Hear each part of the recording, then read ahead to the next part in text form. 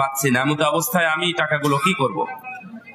রাসূল সাল্লাল্লাহু আলাইহি ওয়াসাল্লাম বলছেন যে যখন তুমি এগুলো পাবে তখন 1 বছর রেখে দাও এবং প্রচারণা চালাতে থাকো, মানুষকে বলতে থাকো যে আমার কাছে কিছু টাকা আছে, প্রমাণ থাকলে নিয়ে যাবেন। এটা যেন মানুষ জানতে পারে। লোকালয়, পাবলিসিটি যাকে বলা হয়, যেখানে পাবলিক সমাগম হয়, এরকম জায়গাতে বলার চেষ্টা করতে হবে। আন্তরিকতা থাকলে ইনশাআল্লাহ একদিন পাবেন, অবশ্যই পাবেন। যদি না পান, ওই টাকাটা আপনার, আপনি মালিক, এই হিসাবে ব্যয় করতে পারবেন যে জিন্দেগিতে কখনো যদি লোক আসে তাহলে আমি দিতে বাধ্য। বুঝা গেছে? 1 বছর পরে, 1 বছর পরে যদি হয়, আপনি চাইলে খরচ করতে পারেন বা ওটা নিজের মধ্যে নিয়ে নিলেন।